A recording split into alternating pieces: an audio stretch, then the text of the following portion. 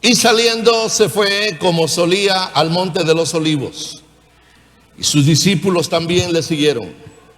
Cuando llegó a aquel lugar les dijo: orad que no entréis en tentación. Y él se apartó de ellos a distancia como de un tiro de piedra, y puesto de rodillas oró. Puesto de rodillas oró. Estamos hablando del Maestro, del Hijo de Dios. Estamos hablando del Mesías, de Cristo, el Señor. Dice aquí, puesto de rodillas oró. Bien, quiero hablar esta mañana acerca de la oración, la importancia de orar siempre. La oración es tan importante en la vida cristiana que no hay sustituto para la oración. En la vida cristiana, la oración es insustituible. No podemos vivir de actividades, de experiencias emocionales o emocionantes, aunque esto es bonito, pero eso no nos va a sostener jamás. La oración es insustituible, no tiene sustituto. Si no oramos, las cosas no van bien. Si no oramos, las cosas están mal. La oración es la causa de las mayores victorias en la vida cristiana. Si alguna vez hemos visto alguna victoria en la vida cristiana, en nuestro caminar con Cristo, tuvo que deberse a la oración. Cualquier experiencia que tenga que ver con victoria en cualquier forma o sentido, ya sea como cristiano o como iglesia, cualquier victoria de la cual podamos tener memoria, tuvo que ver con la oración.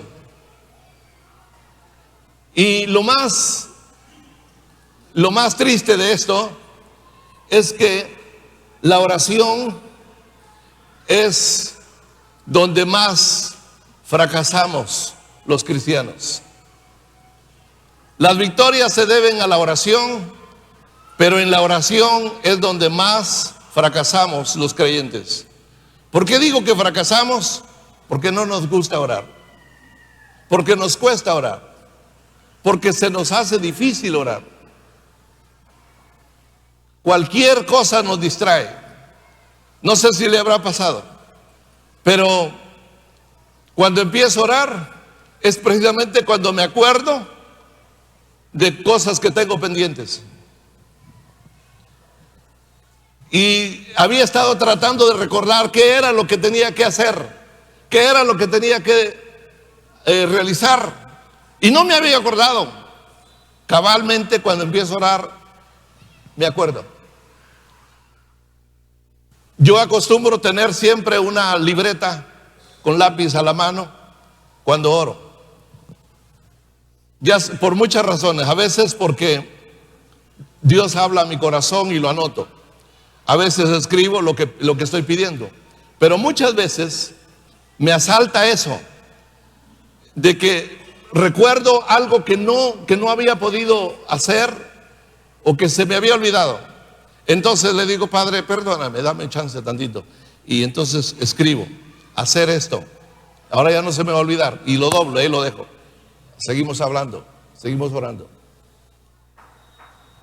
La oración es tan susceptible que si el perro empieza a ladrar, si el vecino pone su radio, si los pollos se salen del corral, cualquier cosa, nos distraemos. Ya no podemos orar. Eso es cuando intentamos orar, pero aparte de eso, la mayoría de nosotros los cristianos somos dados a cualquier actividad. Llámenos a una actividad donde haya alabanza, donde haya relación, comunicación, un seminario, una escuela, un retiro, lo que sea. Vamos. Pero si nos dijeran, hermanos, los invitamos a una reunión de oración, no vamos a ir, porque no es nuestro fuerte. La oración es la parte más débil de los creyentes. Por eso digo, las victorias más grandes en la vida cristiana siempre tienen que ver con la oración, pero es en la oración donde más fracasan los creyentes. Se cuenta que allá por el año 1588, la Armada Española, una armada temida, estamos hablando del siglo VI, amenazaba invadir a Inglaterra. España e Inglaterra, el Reino Unido, en el siglo XVI, se disputaban el poder de toda Europa. Eran las dos potencias que discutían el primer lugar. Así que 130 buques españoles de guerra atravesaron el Canal de la Mancha y se sitiaron frente a las costas de Inglaterra, en la parte sur. La reina Elizabeth, al ver aquella cantidad de buques y aquellos miles de soldados españoles que venían contra Inglaterra, ella se dio cuenta de lo que esto significaba. El pueblo inglés estaba aterrorizado.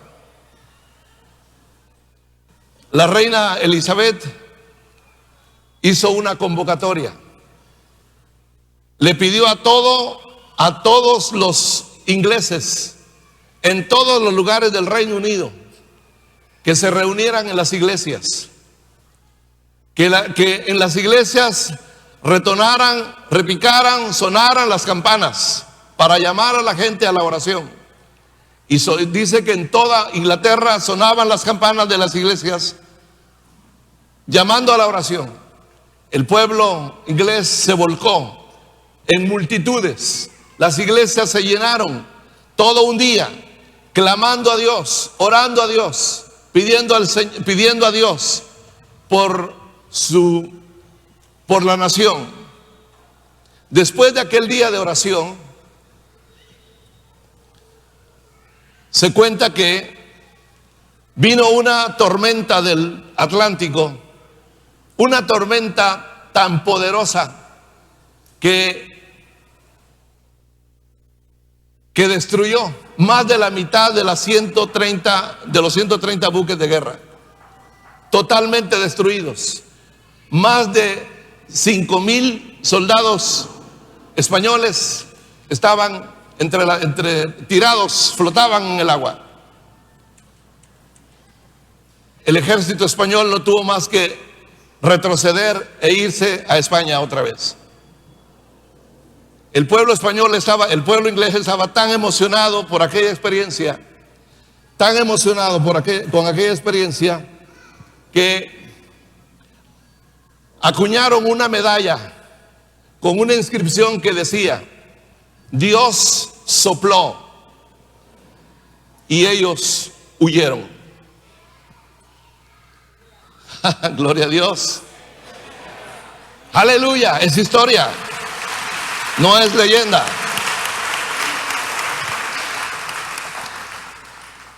Pero años después se repite casi la misma experiencia. Esto ocurre en 1940, muchos años después, 300 y pico años después. 1940, el mes de mayo,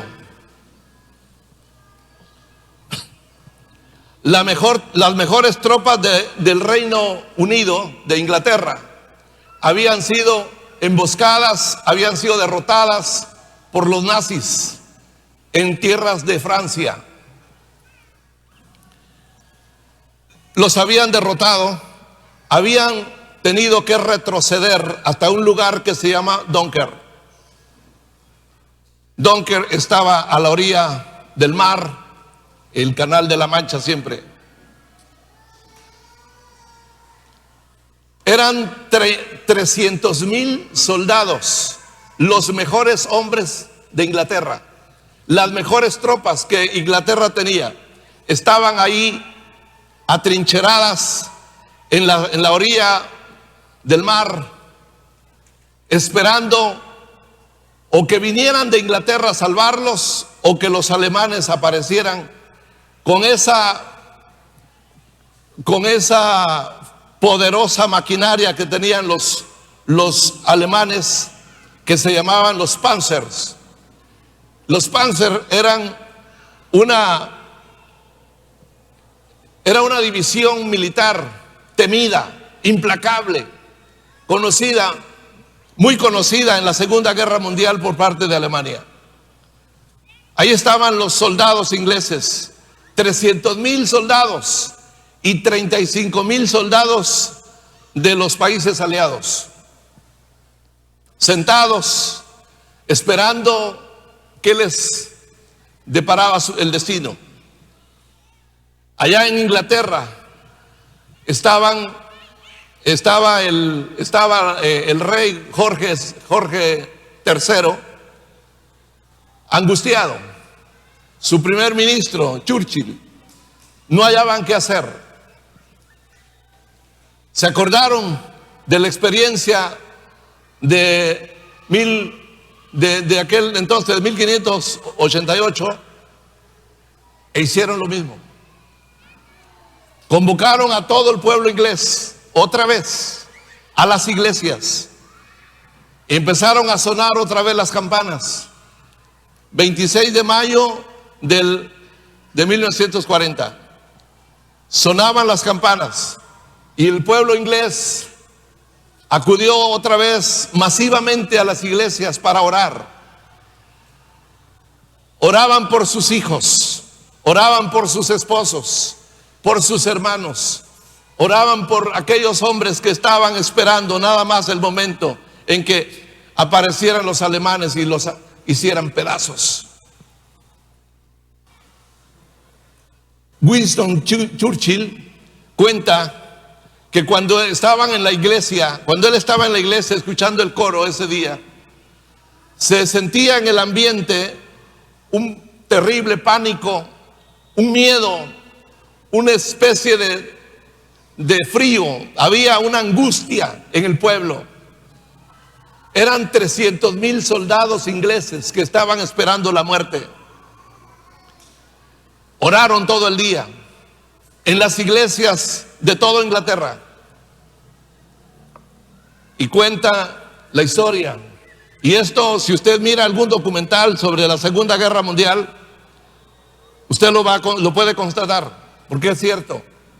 Pasaron cosas inexplicables en esa semana.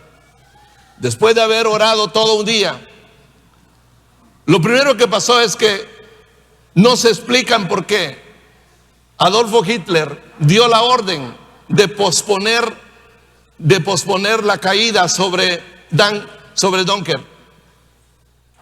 Ordenó que se pospusiera, y los tanques que ya iban avanzando recibieron la orden de retroceder, y toda la fuerza aérea que estaba también para atacar, la orden fue que se quedaran en tierra. Nadie se explica por qué Hitler dio esa orden. Sin saber lo que estaba pasando en Alemania, en Inglaterra se organizaron todos aquellos que tenían barcos pequeños, y dijeron: vamos por nuestros hermanos. Si perdemos, si nos hunden en el Atlántico, no importa, pero lo vamos a intentar. Vamos a rescatarlos. Y se juntaron 850 buques pequeños para atravesar el Canal de la Mancha e ir por sus hermanos. Ese fue otro milagro. Nadie los convocó. Fue una iniciativa de todos los que los dueños de embarcaciones, de barcos, se lanzan al mar sabiendo que si los detectaban, los hundirían. El tercer fenómeno es que algo que nunca se había visto, toda una semana el mar se aquietó, no hubieron vientos y el mar estuvo tranquilo durante una semana. Y en el mismo tiempo, una neblina espesa estuvo sobre esa parte del canal, mientras aquellos 850 buques acarreaban a sus hermanos, atravesando el canal, sacándolos de Francia, de Dunkerque, hacia Inglaterra. Hasta hoy no se explican la orden que dio Hitler, la tranquilidad de las aguas del mar Atlántico, la niebla que descendió sobre esa zona durante toda una semana. Aquellos 300,000 soldados y 35,000 soldados de las naciones, de las otras naciones, se salvaron. Los barquitos iban atestados de 300 a 350 en cada barco. Casi se hundían, pero lograron atravesar el canal y se salvaron. Inglaterra había orado otra vez. Habían clamado, las iglesias se habían llenado para orar. Y había ocurrido otra vez el milagro. Churchill decía: lo que pasó no tiene explicación. Bien, esto sucedió allá. ¿Qué cosas más han sucedido en el mundo cuando los creyentes oran? Cuando las iglesias oran. ¿Cuántas cosas han pasado como resultado de la oración? ¿Cuántos nos hemos perdido por no orar?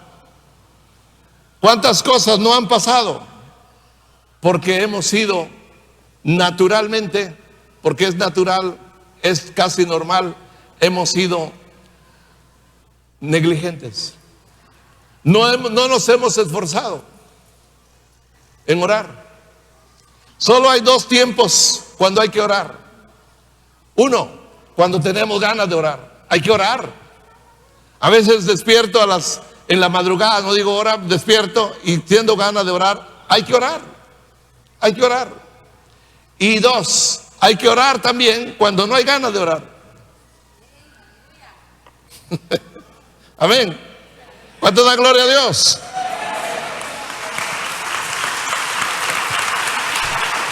Aleluya.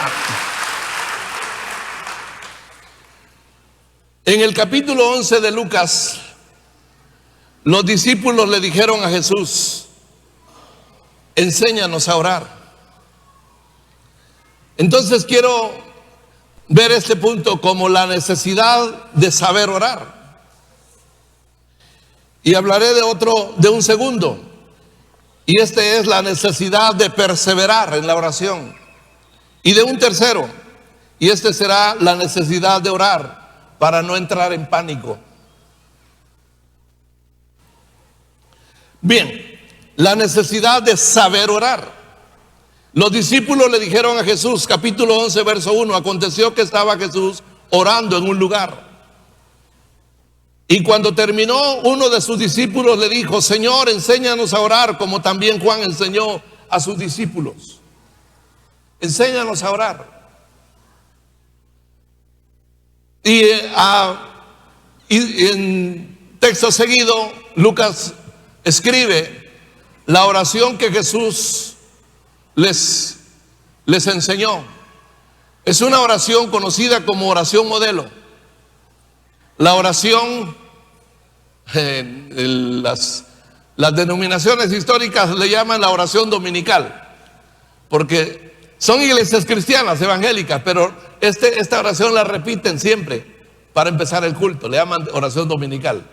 En realidad no fue hecha para ser repetida como una oración. La oración que el Señor enseñó tiene cláusulas, son principios para orar. No es una oración como comúnmente le llamamos el Padre Nuestro. Vamos a recitar el Padre Nuestro, vamos a decir el Padre Nuestro, eso no es orar, eso es repetir. Pero lo que el Señor enseñó fueron principios o cláusulas que tienen que ver con la oración. Y no voy a hablar de todo, solo voy a hablar del principio.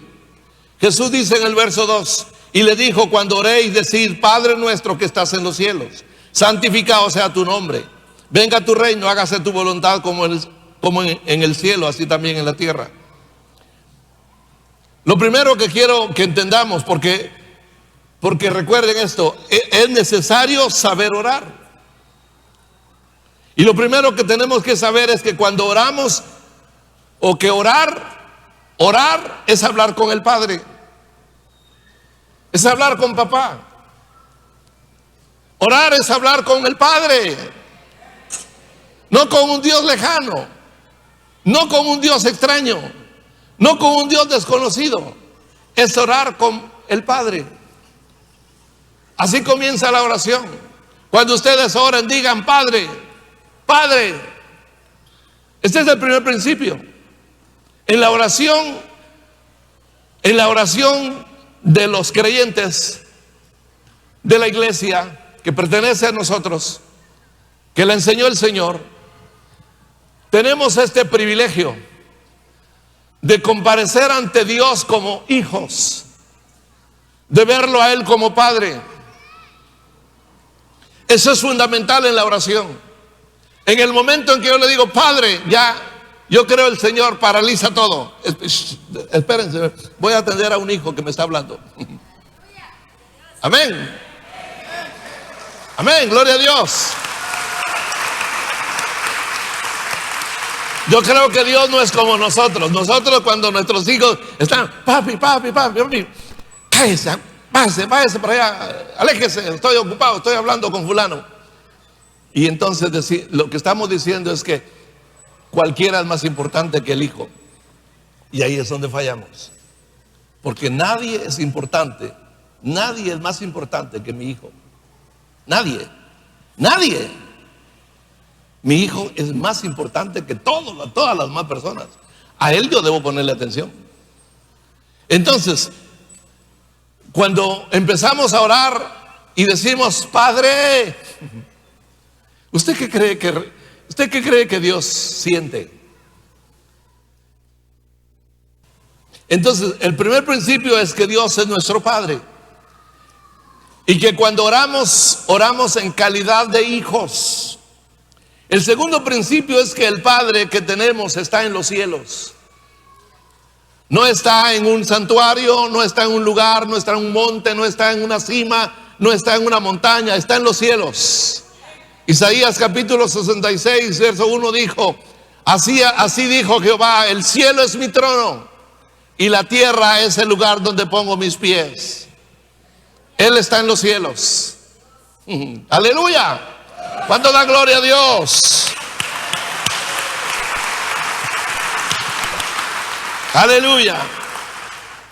Así que orar es hablar con el Padre de la manera más natural. A Dios no espera que lo impresionemos cuando oramos. No tenemos que usar palabras rebuscadas ni filosóficas para orar, ni palabras religiosas para orar. Hablamos con Él como nuestro Padre. Y tenemos que hablarle así como le hablaríamos a nuestro Padre humano. Así que orar es hablar con Dios. Orar es reverenciar su nombre. Cuando oréis, decid: Padre nuestro que estás en los cielos, santificado sea tu nombre. Es reverenciar su nombre. Es poner en un lugar, es aceptar que su nombre no es común. Su nombre es sagrado. Su nombre es sagrado. ¿Cuál es su nombre? ¿Cuál es el nombre del Padre? Pues yo creo que el nombre del Padre es el nombre que Dios reveló en el Antiguo Testamento a Moisés. Mi nombre es Jehová, dijo Dios. Pero las traducciones del hebreo a cualquier idioma es un poco difícil porque el hebreo no tiene consonantes. Y realmente el nombre de Dios es impronunciable. Su nombre en el Antiguo Testamento son 4 consonantes: Y, H, B y H. No se puede pronunciar. Entonces los traductores le tuvieron que poner vocales para poderlo pronunciar. Y de ahí que tenemos Yahvé, Yahweh o Jehová, que es lo mismo. Mi Dios es infinitamente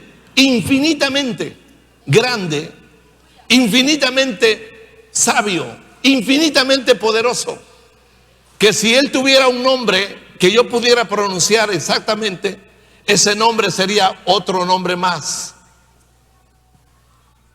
Pero Él no es otro Dios más con un nombre. Él es el Dios único, que no se puede comprender, que no se puede definir.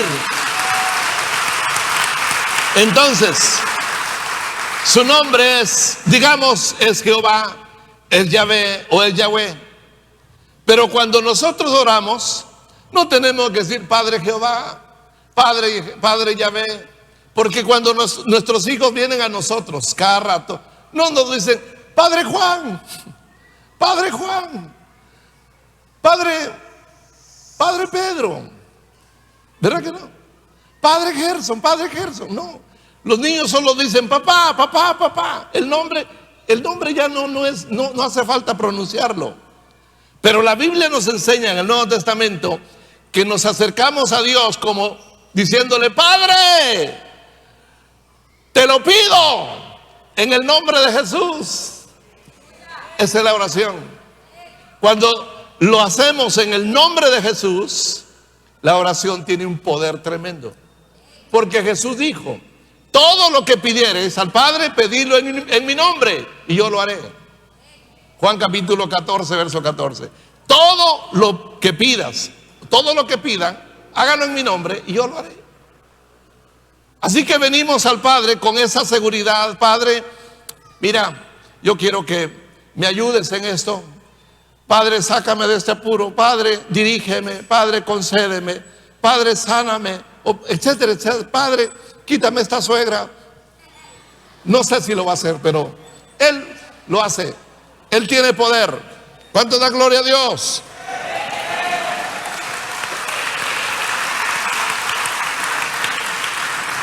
Esa es la oración. Así se ora. Ellos le dijeron: Señor, enséñanos a orar. Y ahí está la oración, de cómo, los principios, las cláusulas de cómo se debe de orar. Bien, si es una necesidad saber orar, es una gran necesidad perseverar en la oración. Lucas capítulo 18, verso 1 dice, aquí tenemos otro punto: también les refirió Jesús una parábola sobre la necesidad de orar siempre y no desmayar.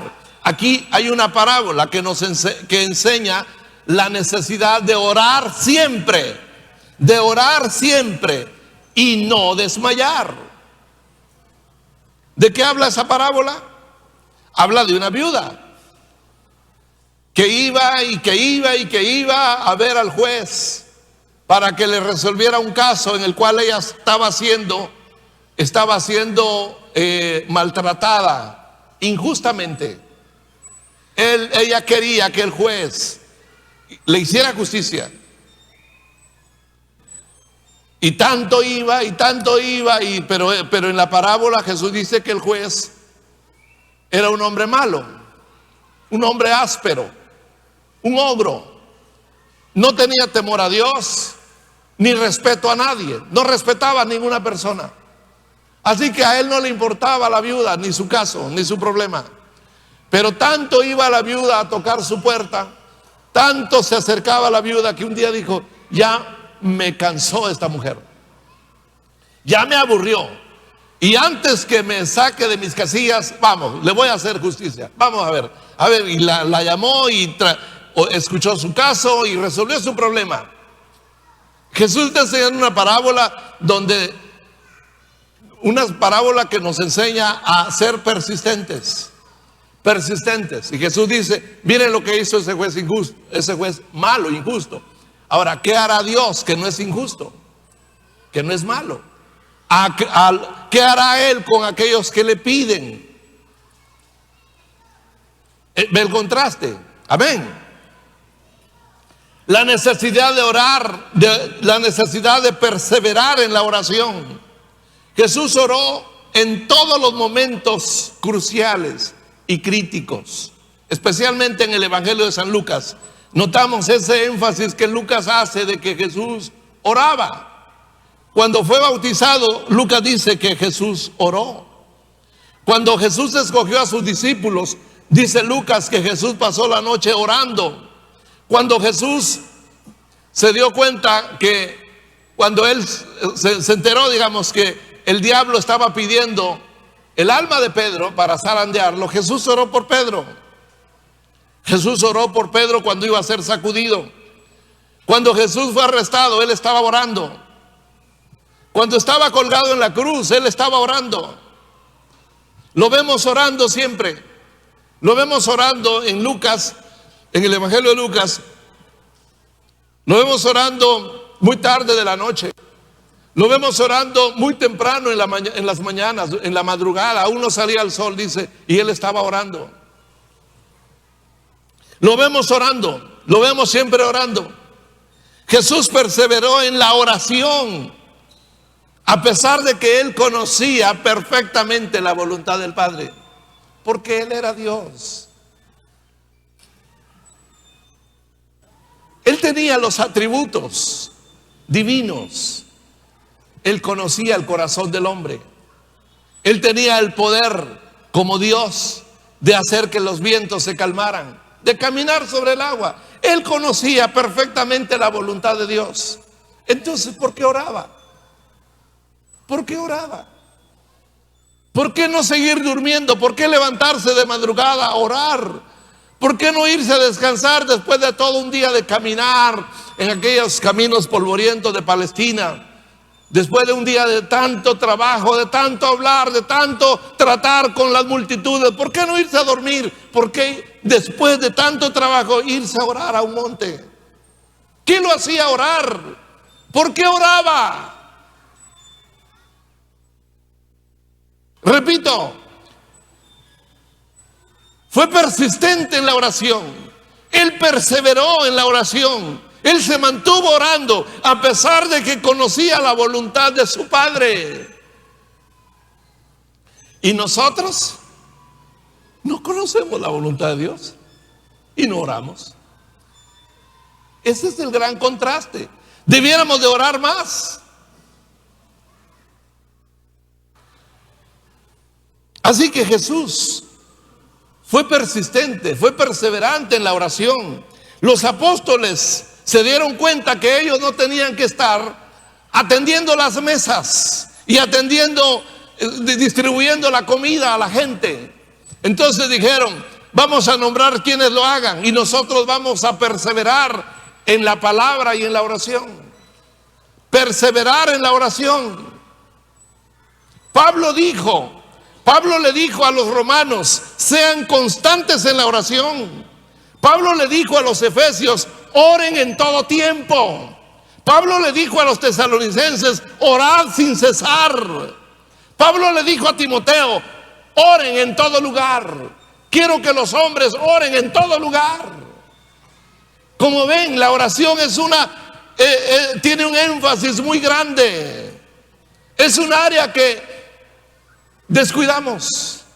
Yo en lo personal no me considero un hombre de oración, se lo digo al Señor cada vez que hablando con él: Señor, yo quisiera ser un hombre de oración, pero me cuesta. Tú conoces mi naturaleza, me cuesta orar. Y le digo: pues por lo poquito que oro, tómalo en cuenta. Yo no estoy satisfecho con mi vida de oración, y alabo a Dios y veo hombres, mujeres de oración. Quiero ser como ellos, pero yo sé que la mayoría, pero casi mayor, no, tal vez no absoluta, pero mayoría de los creyentes tienen problemas con la oración. Entonces, si es tan necesario saber orar, es tan necesario perseverar en la oración. La falta de oración es falta de fe. Es una señal, es un indicio. Estamos en el capítulo 18 de Lucas. Después de que les dijo, les refirió una parábola sobre la necesidad de orar siempre y no desmayar, y les cuenta la parábola de la viuda. Pero concluye esta parábola con estas palabras, verso 8. Lucas 18:8. Os digo que pronto les hará justicia, pero cuando venga el Hijo del Hombre, ¿hallará fe en la tierra? Cuando regrese, ¿hallará fe?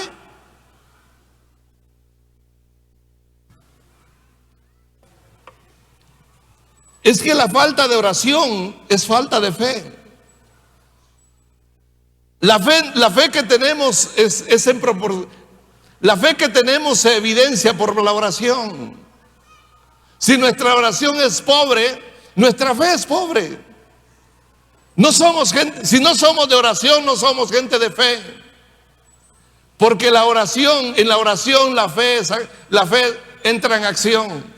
La fe entra en acción. La oración persistente. La oración persistente es una señal de fe activa. Es una señal de fe activa. Cuando hay perseverancia en la oración, esto es una señal de que la fe está en acción. La fe es activa. Por eso, de ahí que Jesús dice: bueno, es necesario orar siempre y no desmayar, porque cuando venga el maestro va a encontrar fe. Porque si no oramos, eso es indicio de que no hay fe. La oración persistente es señal de una fe activa. La falta de oración es señal de poca fe.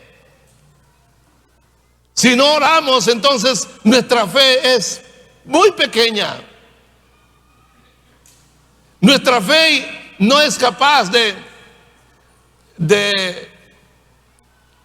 o si es que puede hacer algo, serán cosas mínimas. Pero nuestra fe no está en capacidad de provocar milagros como los que pasaron en Inglaterra, de detener un ejército, de que el mar se aquietara por una semana. Y hay muchísimas experiencias y maravillas que nosotros los creyentes hemos visto, hemos palpado como resultado de la oración. Pero la oración es evidencia de que la fe está en acción. La oración se alimenta de la fe. Cuando la fe es pobre, la oración es raquítica. La oración es pobre. La oración se alimenta de la fe. Y la fe se alimenta de la palabra de Dios. ¿Se da cuenta cómo todo va hilado, todo va amarrado, todo está ligado? Cuando no somos lectores, cuando no somos lectores habituales, cuando no somos estudiosos o estudiantes de este libro, cuando no tenemos el hábito de leer, meditar y estudiar este libro todos los días, como Dios se lo dijo a Josué, el no hacerlo, da como resultado una vida de fe pobre. Porque la fe viene por la palabra. La fe incrementa, la palabra incrementa mi fe. Cada vez que yo leo la palabra, mi fe se alimenta, mi fe se fortalece. La fe tiene que basarse en algo. La fe no es ciega, nuestra fe no es ciega. Nuestra fe se basa en la palabra de Él. Mire, cuando Pedro le dijo a Jesús: Maestro, si tú eres, manda que yo vaya. ¿Por qué no se atrevió Pedro a salirse del barco? No, él quería que el Señor le dijera: manda que yo vaya. Y el Señor le dijo: ven. Y esa palabra, ven, creó la fe que Pedro necesitaba para salir del barco y empezar a caminar. La fe se apoya en la palabra y la oración se alimenta de la fe.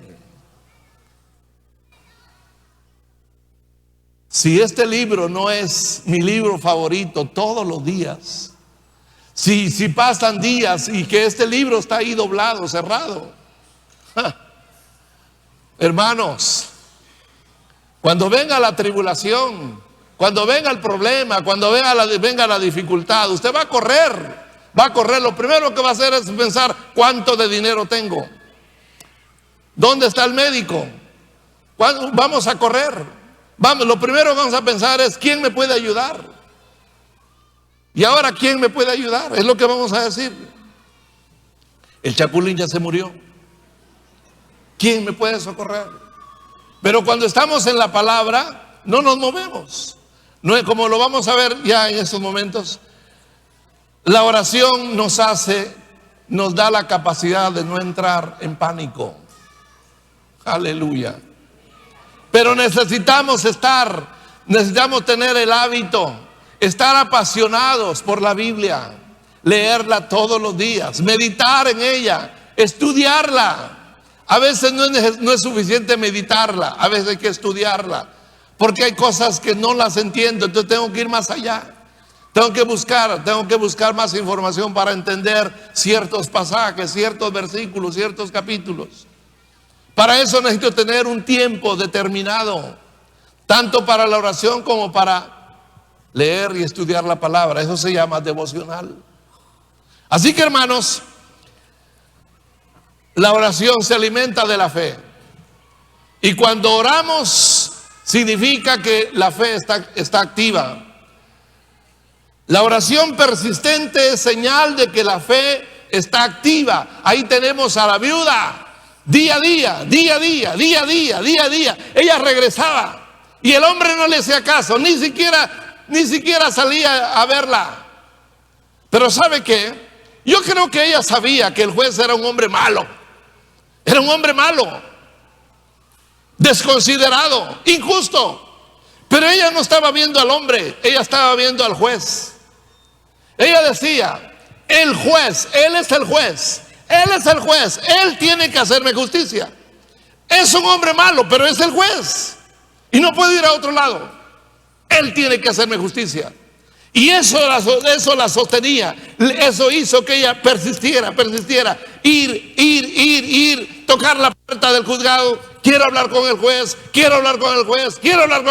El juez dijo: ya esta mujer me tiene cansado, le voy a hacer justicia.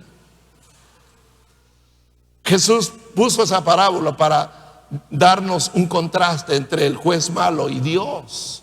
Dios también es un juez que hace justicia. Pero la enseñanza no está en el juez ni en Dios, sino en la viuda. Nosotros tenemos que ser persistentes, sencillamente porque no conocemos la voluntad de Dios como la conocía el Señor Jesús. No la conocemos. A veces oramos y estamos pidiendo algo y ya estamos pidiendo, pero realmente no sabemos si esto es lo correcto. Leí una vez que la esposa de Billy Graham dijo: si Dios hubiera contestado mis oraciones como yo las quería o como yo las pedía, me hubiera casado 5 veces con 5 hombres antes de encontrarme con Billy Graham. Es decir, ella estuvo orando, bueno, me imagino, ¿verdad? Estuvo orando, Señor, ¿es este? ¿Será con este? Y el Señor le dijo, no. Pero me gusta. No, no es ese. Se volvió a enamorar. Señor, ¿me caso con este? El Señor dijo, no, no. O sea, no era que Dios dijera no, simplemente Dios guardó silencio. Dios no contestó.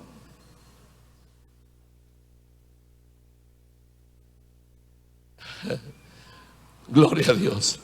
Hermanos, si el Señor contestara todas mis oraciones, si Él contestara todas mis oraciones, Él me haría daño y sus planes no se cumplirían en mi vida. Pero muchas oraciones que he hecho en mi vida, el Señor no las contestó, porque no eran para bendición, no eran para mi bendición, y estropeaban sus planes, los planes que Él tenía para mi vida o para su vida. Por eso es necesario perseverar en la oración, persistir en la oración. Aleluya. Así que la viuda confiaba y persistió hasta que el juez le dijo, ahí te va, ahí estamos. Le resolvió el problema.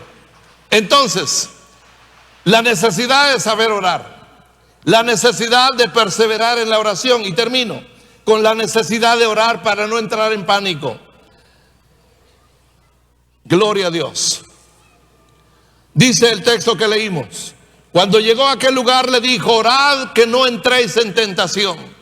La tentación en ese momento era huir, huir. Era el momento más crucial en la vida del Señor. Eran los momentos más dolorosos, más difíciles. A Jesús le esperaban horas de humillación, horas, no días, horas de humillación, horas de dolor, horas de vergüenza. Lo iban a desvestir, iban a ver su desnudez y lo iban a azotar y lo iban a coronar con espinas y le iban a poner un madero pesadísimo encima de su espalda y al final lo iban a clavar. Lo que le esperaba no era nada agradable. Por eso, en sus últimos momentos de oración, el sudor que salía de su frente eran como gotas de sangre. Y le suplicaba a sus discípulos que no se durmieran, que estuvieran con él, que le hicieran compañías. Pero ellos estaban tan cansados que se durmieron. Tuvo que venir un ángel para fortalecerlo. La crucifixión era la muerte más dolorosa que el mundo ha conocido. Era la forma de ejecutar a los criminales, la manera más dolorosa y más vergonzosa que el mundo ha conocido en la historia. Esa fue la muerte que le aplicaron al Señor. La tentación de los discípulos sería huir y abandonarlo. Por eso Lucas solo dice, orad para que no entréis en tentación. Pero Mateo dice, orad para que no entréis en tentación. El espíritu en verdad está presto, pero la carne es débil. Lo que iba a pasar es que ellos iban a entrar en pánico. Y esa era. Y al entrar en pánico, podían hacer dos cosas: sacar las espadas y pelear con la turba, o huir y dejar solo al maestro. Cualquiera que sea la decisión, era una tentación de actuar. Jesús les dice, no quiero que entren en pánico, por eso quiero que oren. Oren para que no entren en pánico. Ese es el concepto del texto. Vienen horas de mucho dolor. Venían horas de mucho dolor, horas muy difíciles. El Señor quería que ellos estuvieran tranquilos. que tuvieran paz, que no corrieran, que no huyeran, que no salieran corriendo como niños asustados. Estén tranquilos, mi paz os doy, mi paz os dejo, no como el mundo la da, yo se las he dado. Él quería que estuvieran tranquilos, no caigan, no entren en pánico. Para eso deben orar. Oren, oren. Él se fue a un lugar distante, como a unos 50 metros, y le dijo: quédense aquí orando. Y él se fue a orar. Cuando regresa, los encuentra dormidos, los despierta. ¿Por qué no están orando? Oren para que no entren en pánico. Se vuelve a ir, regresa, están dormidos otra vez, los despierta y le dicen: ahora sí, levántense porque ya llegó la hora. A medida que se acerca su venida o la venida del Señor, la tentación de abandonar la fe es más grande. Por eso Jesús dijo: cuando el Señor venga, ¿habrá fe? ¿Habrá fe? Si hay fe, el pueblo va a estar orando. El Señor viene, Él ya viene. Y previo a su venida van a estar pasando cosas que nos van a asustar. ¿Puede usted imaginarse? Dos países vecinos, a uno lo azota un terremoto y al otro lo azota un ciclón. Uno está devastado, todo es escombros, y el otro está igual, está inundado, destruido. Miles de muertos en ambos lados. En todos los continentes hay inundaciones y en otros lados hay incendios. Eso es solo para decir algo. Pero el panorama que vemos no es nada alentador. Lo que Jesús quiere es que su pueblo, sus discípulos, no entren en pánico. Y para eso deben de orar. Deben de orar. Para que no entres en pánico cuando te den la noticia. Para que no entres en pánico cuando suceda algo que te quiebre, que te duela, que te asuste. Debes orar. Son tiempos malos, días peligrosos. Debemos orar. Pero hay un gran sector del cristianismo que no ora. Y este es el peligro. Cuando dejamos de orar, significa que la fe se está acabando. ¿Y por qué se está acabando? Porque la Biblia no tiene importancia, no tiene trascendencia para el creyente. La Biblia es un libro, pero pues ya ahora ni traemos Biblia. Ahora el teléfono es el que usamos. Y yo siento que el teléfono es un instrumento que puede ser usado. Mire, si usted usa el teléfono en la iglesia, yo diría esto: conságrelo, conságrelo. Pero no puede ver allí ninguna otra cosa que no edifique. Si usa el teléfono como Biblia, no lo puede usar para ambas, para cosas buenas y malas, porque la Biblia dice que no puede salir de una fuente agua buena y agua mala. No puede salir. Entonces, yo creo que lo mejor es traer la Biblia. Creo que es lo mejor, traer la Biblia. El teléfono está muy contaminado y no lo quiero usar como Biblia en la iglesia. El hermano Lucin dice: solo los que usan la Biblia seguirán en el rapto. Es broma. Pero a medida que se acerca la venida del Señor, la vida cristiana va a ser más difícil. Y solo los que oran, solo los que saben orar, solo los que perseveran en la oración, solo los que oran podrán evitar o podrán mantenerse firmes y no entrar en pánico cuando empiecen a suceder cosas terribles. Termino. Solo su palabra, Solo la fe y solo la oración nos va a sostener en los tiempos venideros. Lo repito, solo la palabra de Dios, solo la fe en la palabra de Dios y solo la oración nos va a sostener en los días que vienen. Usted decide. La oración no es una opción, es una orden.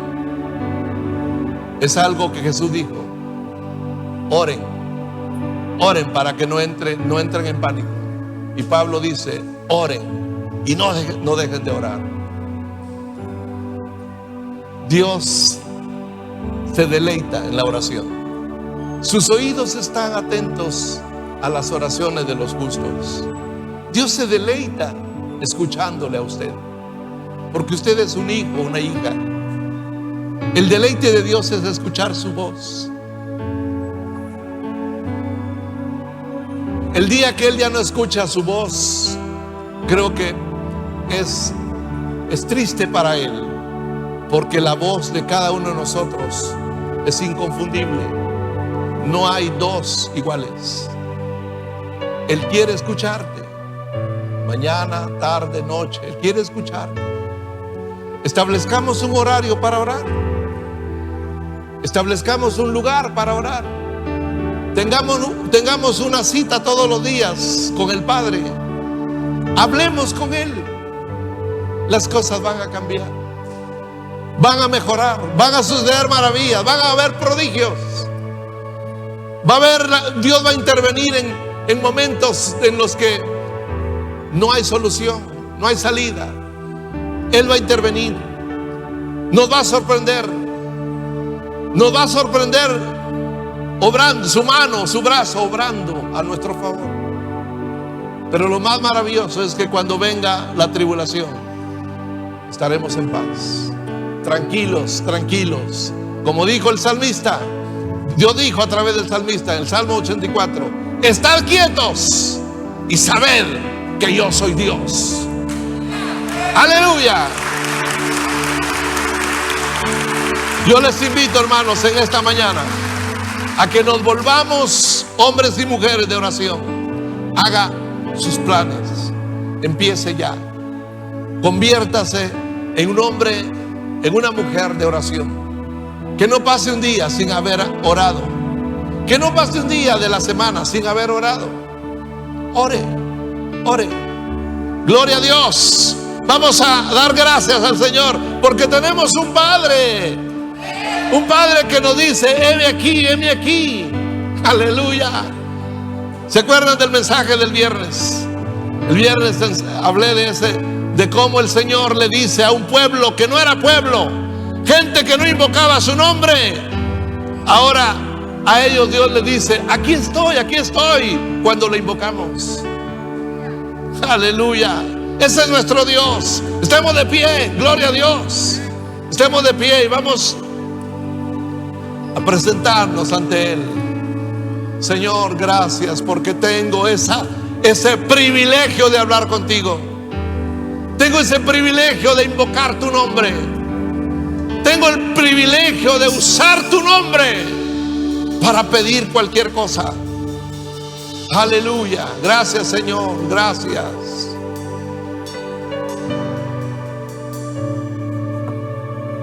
Gracias. Te anhelo,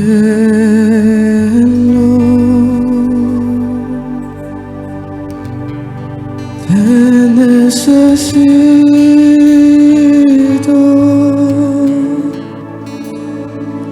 te amo más que a mi ser.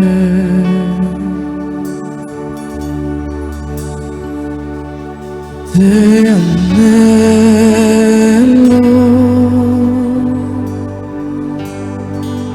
te necesito,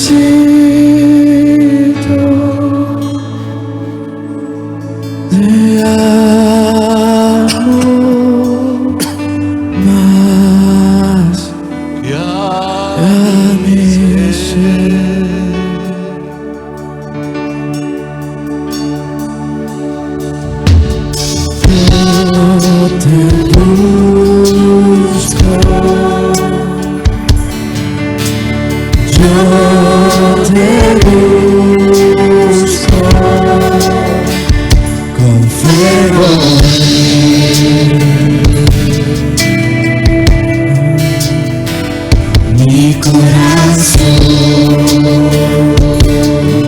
te busco.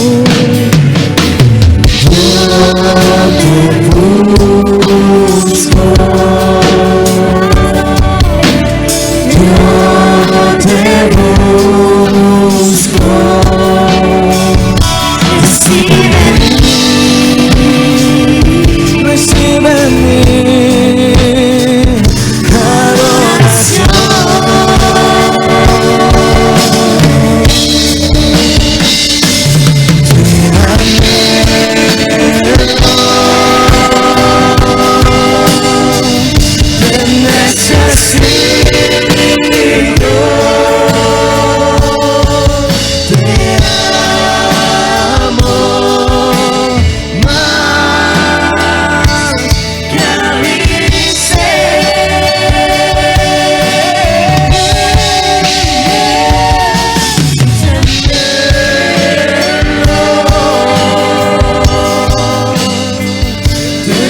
necesito.